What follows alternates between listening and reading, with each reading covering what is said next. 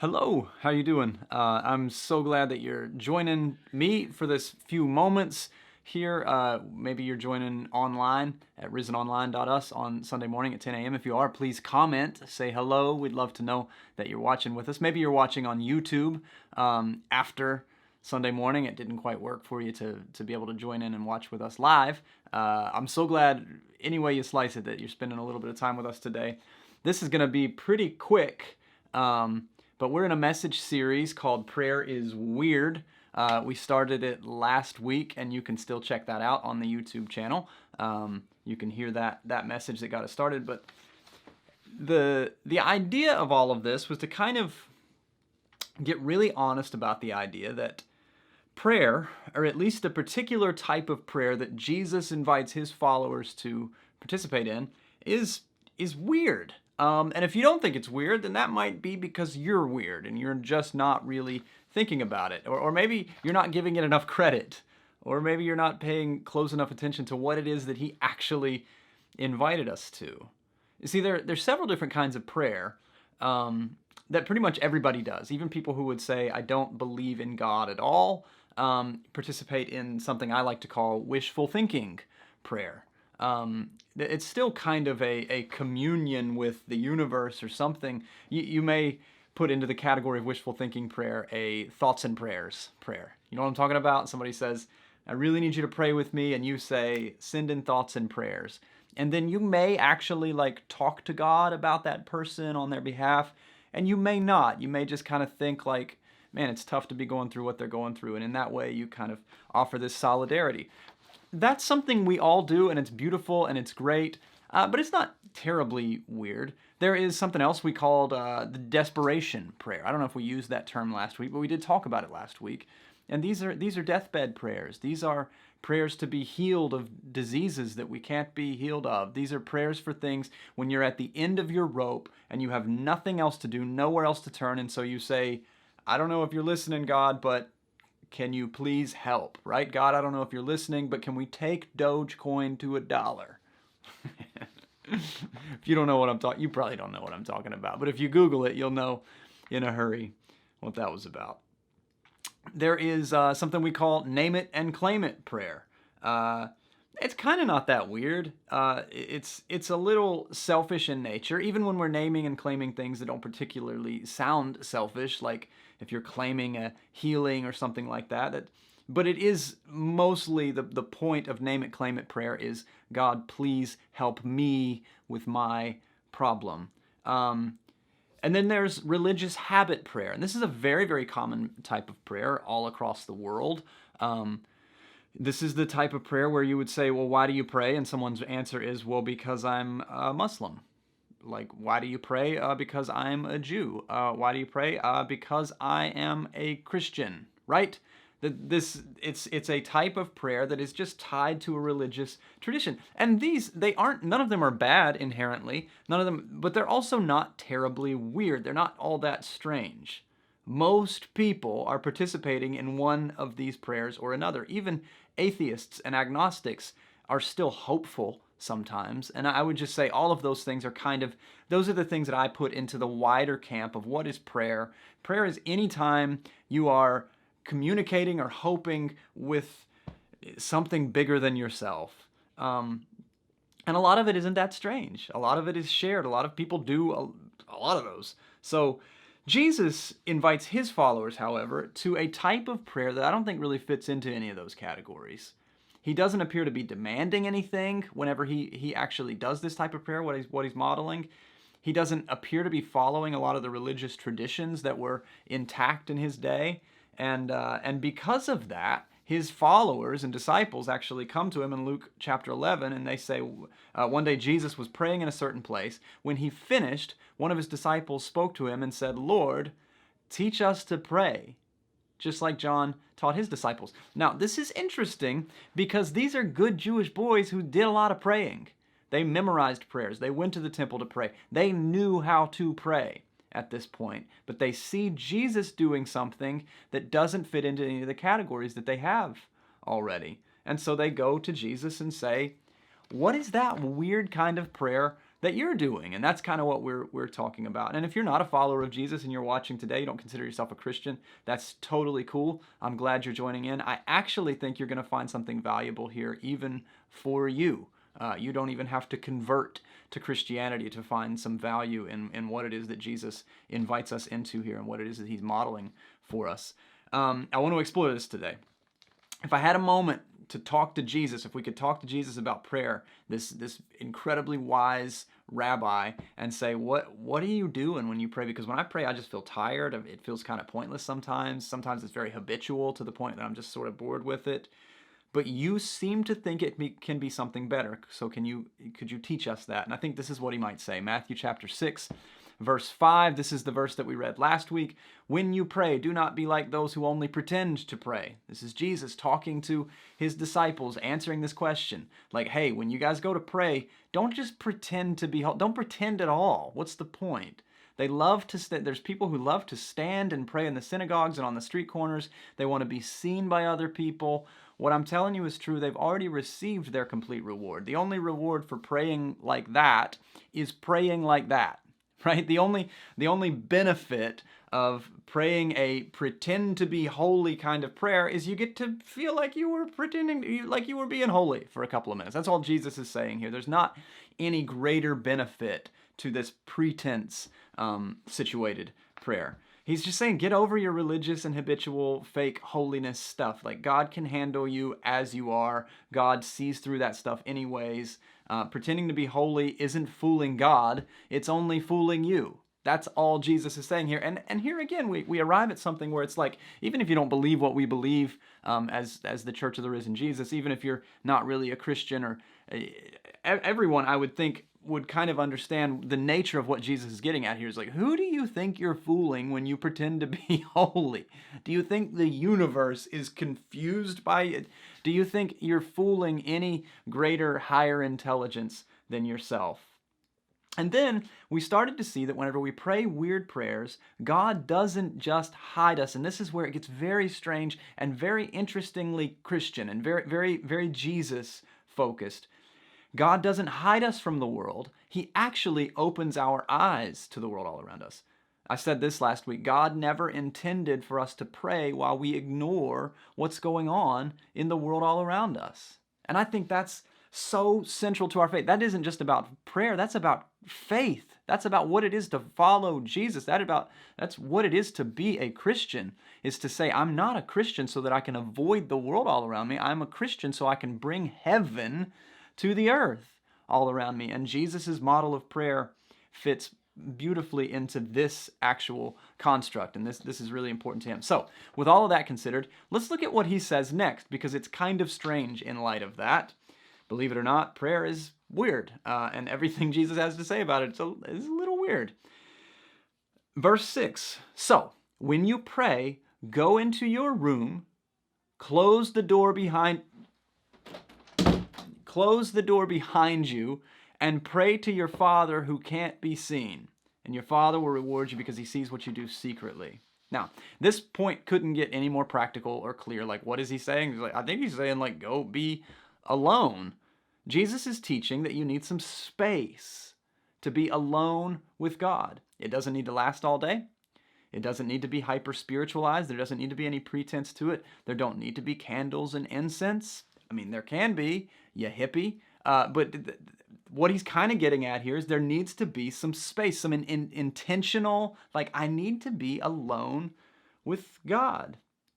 For those of us who only ever pray in our car at red lights or while we're dozing off to sleep at night, Jesus is basically saying, just go away from it. Like, actually do it on purpose, though. Like, actually spend some time mindfully and purposefully in prayer.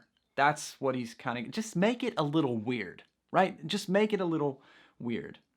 And I think this is more important and more difficult for me in my life right now than it's ever been. You may think, like, so is this going to be a message about how I need to spend more time alone? Drew, where have you been for the last year? Do you know how much time we've all spent isolated and alone? And I get that. I do know where you've been. I do know where you've been. I've experienced the same thing. But I also think that getting time alone, intentional time alone with God, has been more difficult for me in this past year. Like my kids are always here. They don't go anywhere else, right? My family is always around. We're always in this little unit. And it's tempting to think like, well, I'm always alone. So I don't really need to set aside any special time to be present and to be meditative and to be focused and to lean in. But I think I need these moments more than ever where I can lean in, where I can focus on the beauty and the love and the grace and the gratitude of that I have in my relationship with God. And I need to do it alone. Like I need that. But you may be thinking, if you're paying really close attention, you may think, okay, so last week, the main point of the sermon was God doesn't want us to pray while we ignore what's going on in the world around us. And this week, the point of the sermon is God says the best way probably to pray is to ignore what's going on in the world around you. So how do we reconcile that? And that's the 2 points I'm going to give you, how we reconcile this and how these two things are actually totally compatible. And I think they're going to make a lot of sense to you. I think you're going to find yourself saying, oh, yeah. That is true for me. That is a good way of thinking of this. Jesus is onto something here. How do we reconcile the idea that Jesus tells us that sometimes we need to go away to pray alone when God doesn't really intend for our prayer to cause us to ignore the world around us? And the first thing to that, the first point of that, I'm going to give you two. They're in the sermon notes if you're watching at risenonline.us. Being alone with God helps us remember that we're with God even when we're not alone. Let me give that to you again. Being alone with God helps us remember that God is present even when we're not alone with God. So when we create space for these moments of presence with God, with love, we learn something that I think the Bible intends to tell us from start to finish, that there is no ground that is not holy. Right? When Moses is spoken to by God through this burning bush, he takes his shoes off, not because he thinks that the place where he's standing is a particularly holy place, but because he realizes, oh, the ground has always been holy. This moment that I'm getting to spend alone with God is helping me to see, God was always here. God's not living in a burning bush right there. God is showing me he's always been near. There is no place where God's love is not. There is no place where mercy is not available. There is no place where gratitude is not within your reach. There are no moments where God is not near. But there are plenty of times when we're not paying attention to God. There's plenty of times when our soul is not well because of these things. I want to read a weird little story because prayer is weird from Genesis chapter 28 about a man named Jacob. It's probably a very familiar concept, whether you've ever heard the story or not. If you're a Led Zeppelin fan, you might know this story at least a little bit. Genesis 28 verse 12. In a dream, Jacob saw a stairway standing on the earth and its top reached the heaven. A stairway to heaven. You got it now. The angels of God were going up and coming down. The Lord stood beside the stairway. He said, I am the Lord. I am the God of your grandfather Abraham and the God of Isaac. Jacob is the grandson of Abraham, the son of Isaac. And then he goes on to tell him a bunch of things that would mean a lot to Jacob that may not really mean a lot to us. He basically says, you're going to be super fertile, bro. Don't worry about it. You're going to have lots and lots of kids. And those kids are going to have lots and lots of kids. And they're going to spread out all over the world, and all the nations of the earth are actually going to be blessed through you. Like your family is going to make the world a better place for generations to come. And I will bring you back to this land. I will not leave you until I have done everything that I've promised you. Now, again, a lot of this may not mean as much to us, and that's fine. It means a lot to Jacob. And it causes Jacob to conclude a very weird thing. When he wakes up from this dream that he's having, he does not think, I need to go back to sleep to have another moment like that. He does not think, I need to be alone with God more so that I can be entranced like that. He does not think, I need to ascend back up this ladder and have this moment again. Actually, what happens next in verse 16, this is Genesis 28:16, Jacob woke up from his sleep, his time alone with God, and he thought, the Lord is surely in this place, and I didn't even know it. Jacob's profound moment with God leads him to conclude that God was there the whole time. Jacob just wasn't paying attention. Jesus invites us to a kind of prayer where we can encounter God in such a way that we become more likely to encounter God when we're not praying. So the first way we reconcile this is like, wait a second. Last week you said God does not intend for us to pray in such a way that we ignore the world all around us. And this week you're saying God actually wants us to pray by ignoring all the world all around us. Well, yeah, because the point of prayer, the point of these times alone with God is that they actually remind us that God is always present, that love is always with us, that every time we look into the eye of another person, we are looking into the heart of God. We are looking into the purpose that God has put us on the planet for. And being alone with God helps us to remember that really well. I know this is a little weird and it's a little hippy-dippy, but that's the point that Jesus is making. Jesus is always a little hippy-dippy when you look close enough. We are not meant to ascend to the presence of God. The whole point was getting alone with God so that the presence of God would descend on us and we would realize that the presence of God has already descended on us. And then we take God with us everywhere we go. I kind of came up with this as an idea for a sermon title maybe. I'm better when I'm alone. That's what the point is. Why do we need to be alone with God? Because it makes us better for when we're not alone with God. It makes us know that God is with us. It helps us to carry that presence with us everywhere we go. Megan wanted me to call the message Jacob's Magical Mushrooms because she thought that this dream that he had sounded drug infused, but I think that's sacrilegious and wrong, so I just called the podcast that, but not the sermon today. I'm better when I'm alone. Take it up with Megan.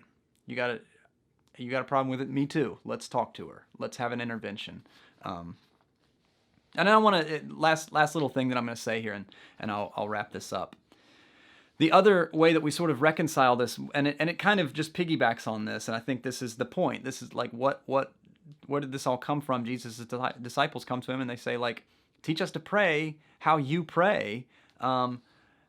So what's the other point here? Like how is being alone with God going to make me better at loving the world all around me, seeing things more clearly, seeing the needs that I can help to meet? How is that going to work? Well, being alone with God makes us more like Jesus. That's a thing Jesus does. He goes to be alone with God and he comes back with a purpose. I don't mean like it gives us superpowers or anything. It might. I don't know. I haven't gotten any that I can speak of quite yet. But it helps us to see the world as someone who is here to pour ourselves out for the world.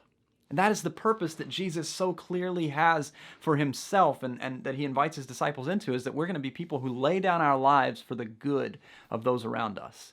We're going to be people who make peace everywhere we go, who take joy with us everywhere. We're going to be the types of people, if you're going to follow Jesus. Now, I know you've heard Christian, the term Christian mean a lot of different things. This is the thing Christ says it's to mean. It's to mean I am interested in the idea of laying down my life, sacrificing my life, giving of myself to make the world a better place. When Jesus' disciples see Jesus go away to be alone with God, they also see Jesus come back with purpose. Jesus comes back different, and this causes them to say, what are you doing when you go away to be alone with God? Because you always come back with work for us to do. You always come back saying, all right, let's go to this next city over here because we have some people we're going to heal. We have some people we're going to feed. We have some religious people that we need to speak to and say, stop oppressing these people. Stop using God as an excuse to be judgmental and mean. Like Jesus, when he's alone with God, comes back with purpose. And I believe that's the idea. I believe the idea is I'm better when I'm alone with God. When I take these times and I intentionally say, I'm going to set aside a little bit of time today to truly it doesn't have to take too long. It doesn't have to be incense. It doesn't have to be anything crazy and transcendent happening. It's just a matter of saying, I want to be alone with God for a few moments, so that whenever I'm with other people today, so that whenever I go into everything, I take heaven with me to those places. I take the presence and the character and the nature of Jesus Christ. I take peace with me. I take joy with me. I'm going to make the world better today because I have been with God. Would you be willing to be honest with yourself about your spiritual health right now? Are you praying in a way that is changing you? Are you interested in beginning to pray? There's no reason for feeling guilty for not praying. What's the point of that? I'm asking you, are you interested in praying in a way that might actually change who you are, that might actually fuel you with more patience, that might actually fuel you with more mercy for others? Are you making some space? Are you interested in making some space to be alone with God? Do you want God to bring heaven to earth through you? Is that something you want to participate in? And again, if you're not a Christian today and you're listening to this can all apply to you too. This is absolutely an invitation that is extended to every one of us, that God says, I'm looking for people. Not for people who want to wear a certain label, not for people who want to go to a building for 90 minutes a week, or let's be honest, 90 minutes a month, or not for people who will log on for 30 minutes every Sunday morning and say, I'm looking for people who will bring heaven to earth. I'm looking for people who will spend time with me, who will get to know my nature and my character so that they can infuse the world all around them with that nature and that character. I'm looking for a people to help me spread love across the planet.